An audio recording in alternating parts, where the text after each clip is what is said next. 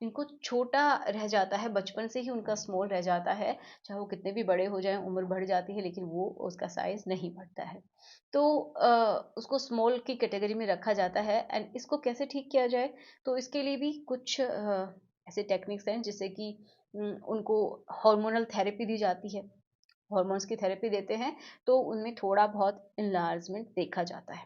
अगर उनका जो असर है वो पॉजिटिव रहता है तो उसको कंटिन्यू करते हैं। ये किसी अच्छे सेक्सोलॉजिस्ट की निगरानी में ही किया जाता है। आप इधर उधर से कहीं से भी ना करवाएं, क्योंकि इसके भयानक साइड इफेक्ट देखने को मिलते हैं। इसलिए ये जो हार्मोनल थेरेपी है, ये उन लोगों को सजेस्ट की जाती है जो जिनका 3 इंचज से भी कम है, स्मॉल की कैटेगरी में आता है। ठीक है।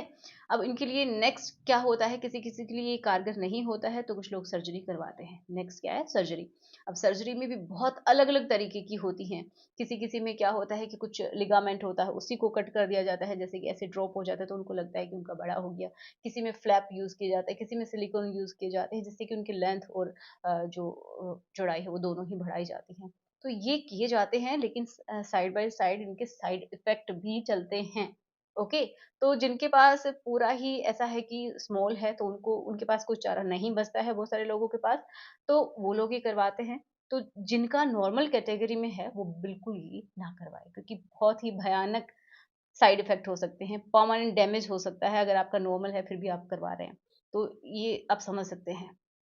ठीक है। परमानेंट डैमेज हो सकता है, वो पार्ट खराब हो सकता है, ईडी की परमानेंट प्रॉब्लम हो सकती है जो कि ठीक नहीं की जा सकती अगर आप सर्जरी करवाते हैं। बहुत सारे लोगों को ये प्रॉब्लम हो जाती है। तो आशा करती हूँ कि आपको समझ में आया होगा। ठीक है।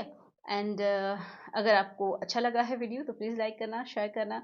एंड नए हैं तो प्लीज़ सब्सक्राइब कीजिए और इसी तरीके की वीडियोस को देखने के लिए। तो चलिए, मिलते हैं नेक्स्ट वीडियो में। Thanks for watching. Good bye.